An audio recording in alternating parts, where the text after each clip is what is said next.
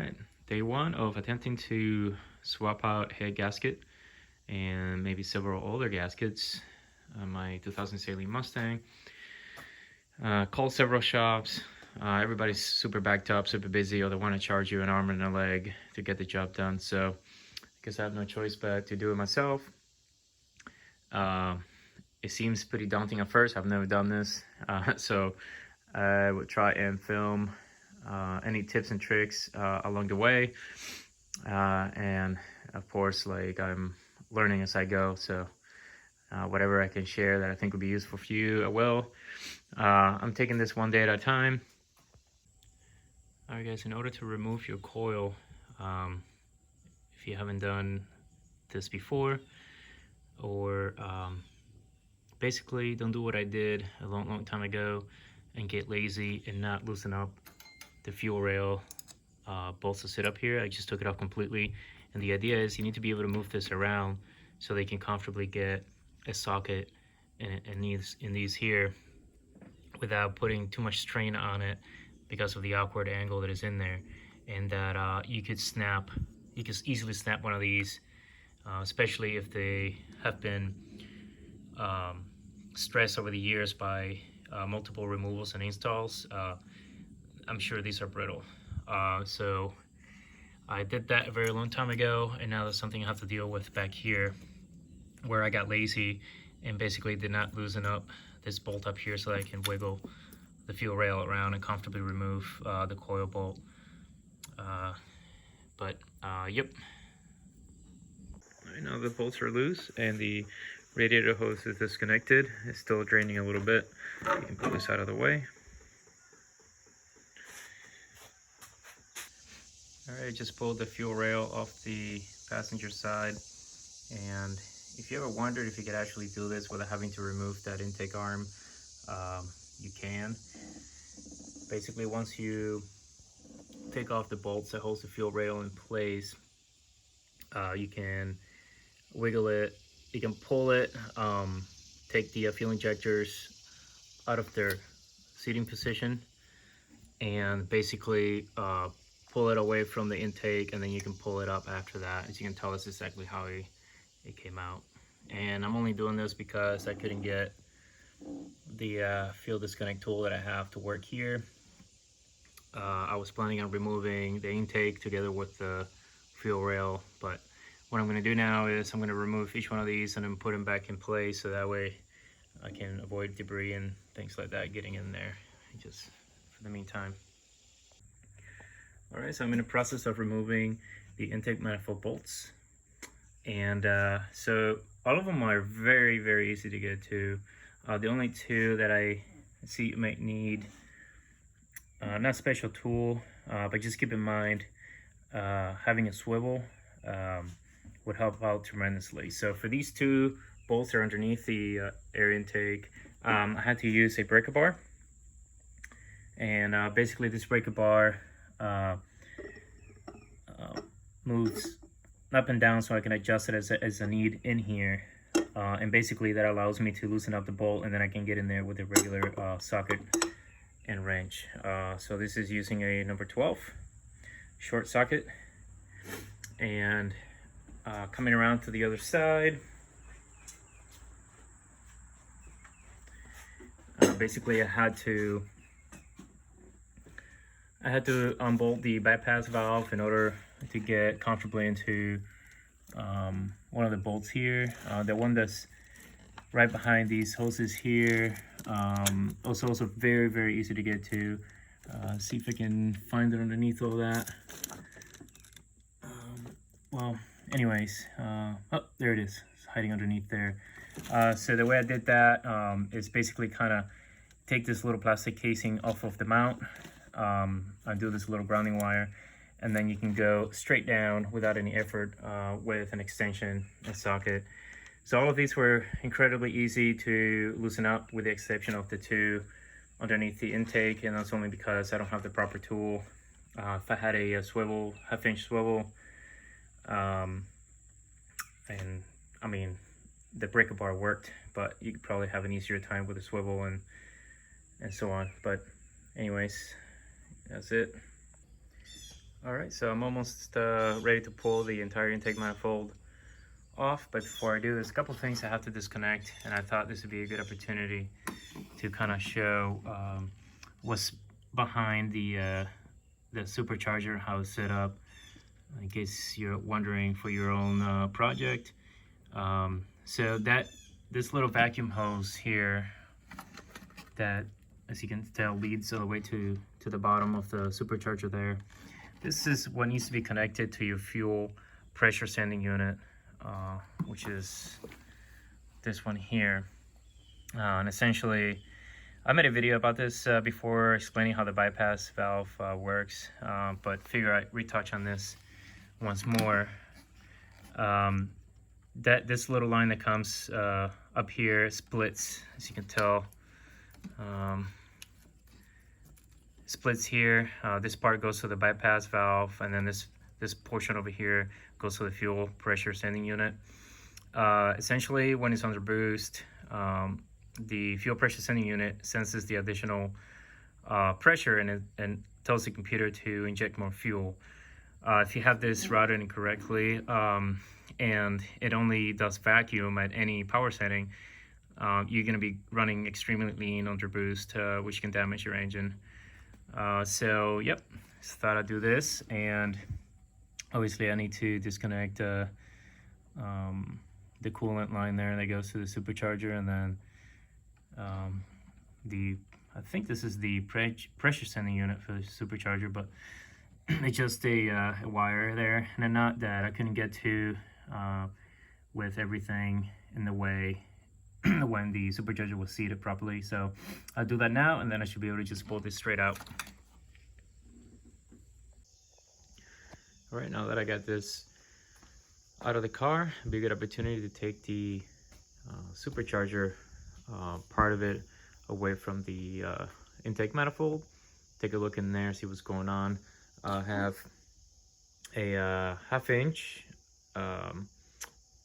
wrench and or 13 millimeters. So I'm using this one because for some of the bolts, like for example here, where I can actually get in there comfortably and then use it, I will. But for some of the areas right here where I can't put it over the bolt, I have to use an open-ended wrench and then loosen up the bolts that way. And basically I do this all the way around until I get all of them out and separate the supercharger. All right, so here's the supercharger upside down, and basically this is what you're looking at as far as the intercooler goes. Looks like the gasket is fine. There are a lot of things that I'm noticing, which I'll go over here in a second. But I wanted to point out, somebody left a smiley face on mine, and it looks like this was refurbished back in 05, which is great. I had no idea. Special note here, and I cleaned up a little bit this area here, as you can tell this wasn't like this, but I did notice some oil residue here around towards the back end where the intake is, and you can see some of that here where I haven't cleaned around yet, but towards the back you can see that it's wet. Until the front is fine. You can see it's a lot cleaner out front around the area, but then once you get to the back where that oil was, you can see that the intercooler is dirty because of it, and you can see that towards the back end over here it was kind of seeping out and then getting into a lot of the intake manifold area. So I do have an idea of the cause of this is. If you look at the actual intake, it is gunked up, and I do believe that I have bad valve stem seals, which I'm planning on replacing with the head gasket. And I did have, this is why an oil separator kit is so important. I put one in there from Stita. I have a video on that as well if you'd like to take a look. And it was incredible the amount of oil it was accumulating in the separator, and that right there guaranteed that for the many years that I ran this car, that's what this is coming from. It was recirculating back. That's the whole idea behind the PCV or the PCV, I believe, system. Basically, it recirculates some of those bypass or blow-by gases back into the intake to burn again, which is more efficient and environmentally friendly. But at the same time, if you have bad valve stem seals and you have some of that oil recirculating back into your intake manifold, this is what happens.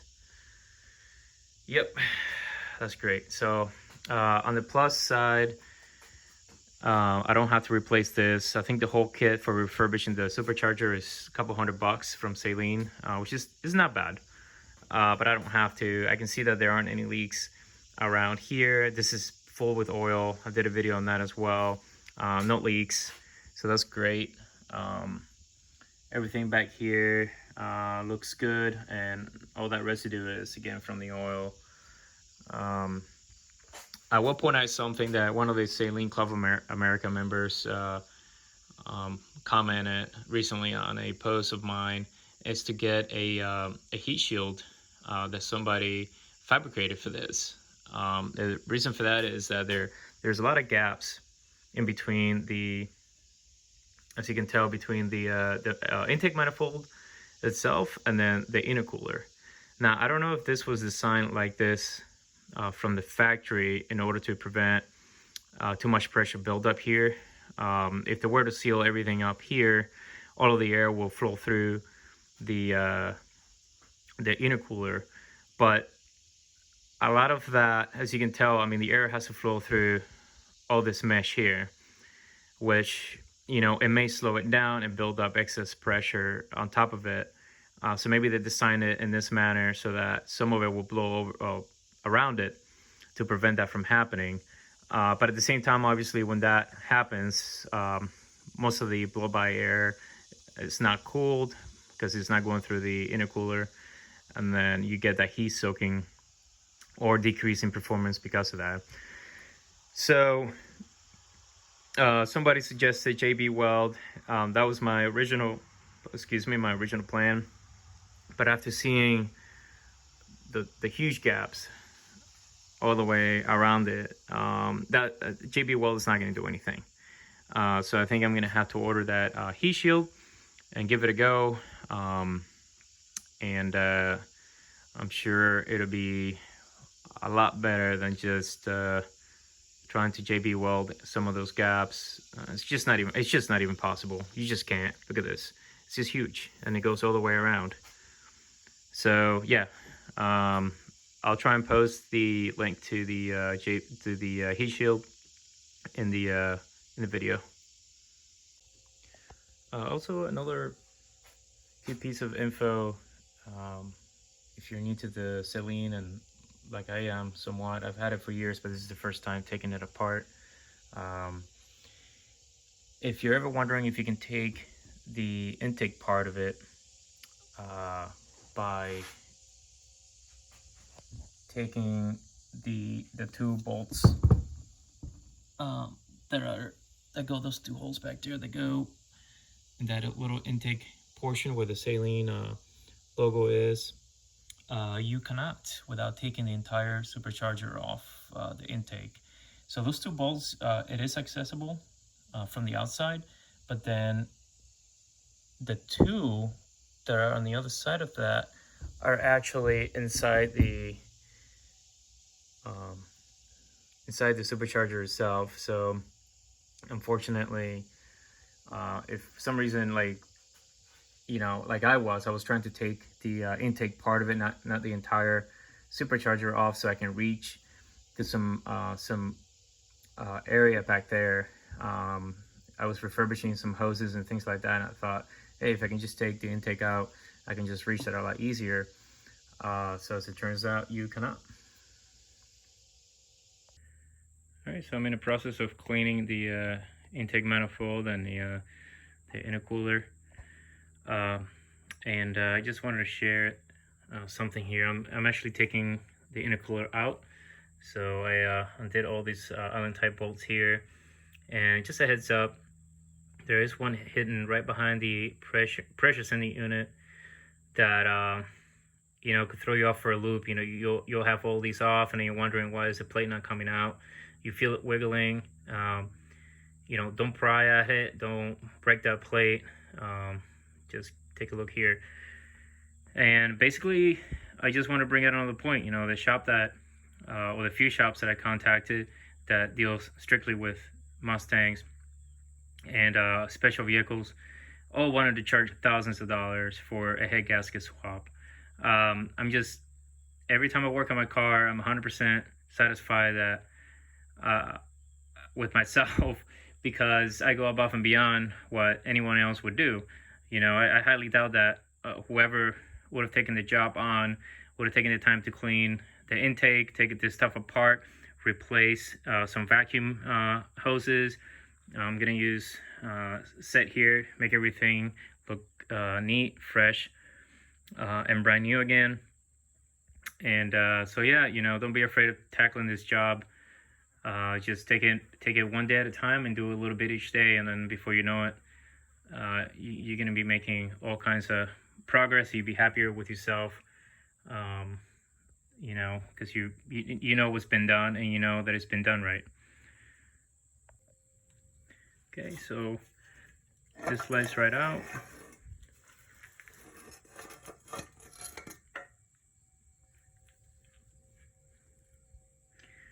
And this is the gasket that goes there. They're cracked and stuff, they're not in very good shape. So instead of spending a couple $100 on gaskets, what I'm going to do is I'm going to use RTV made for high temperature applications, and then be a lot cheaper solution. But basically what made me take this out is because I was cleaning around and there's all kinds of large particles getting in here. So I was like, oh, that's not good. So I'm gonna take this out and clean it really well, and then set it aside, and then start working on the rest of the car. So that's another thing. If you JB weld the gaps around the intercooler, then you're not gonna be able to slide this out in the future. So yeah.